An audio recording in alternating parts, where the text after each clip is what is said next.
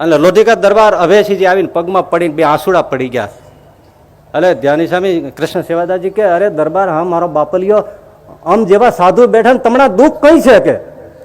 અરે મા બાપ, મારે એકનો એક કુંવર છે, 12 વર્ષનો છે, પથારીએ પડ્યો છે, 2 વૈદ રાખ્યા છે, અખંડ દવા કરે છે, ઉપચાર કરે છે, પણ પાછું વળતો નથી રોગ. મા બાપ, દીકરો મરી જાય તો મારે અહીંયા અરે દરબાર રોવાનું હોય, જાવ એને આઈને લઈ આવો. મા બાપ ઊભો થઈ શકે એમ નથી, પથારીમાં દેખાતો નથી, હું એને કેમ લાવું? અરે ઢોલિયામાં નાખીને લઈ આવો. દરબાર ગયા, આખો ઢોલિયો ઉપાડીને મંદિરે લઈ આવ્યા. કૃષ્ણ સેવાદાસજી સ્વામી બાજુ બેઠા, કુંવરને માથે હાથ ફેરવ્યો. હામણી લઈ આવ્યો સ્વામી, સાંભળજો, સાંભળ્યા પછી ભૂલવા જેવું નથી માટલાવ. હામણી લઈ આવીને કુંવરને કે તમે હુતા હુતા વાળો મંદિર. અરે વાળો વાળો વાળો, જેટલું વળાય એટલું વાળો. 2 લહરકા માર્યા, રજ લઈને સ્વામી એને માથે ચોપડી, જાઓ ખાટલો લઈ જાઓ, કાલ લઈ આવજો પાછા.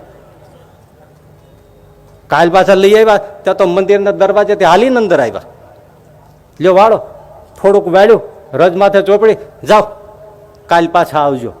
ત્રીજે દિવસે હાલીને આવ્યા ને આખું મંદિર વાળ્યું ને હાજા નરવા ચીબડા જેવા થઈ ગયા, ખાલી સેવા કરાવી એટલામાં. બોલો.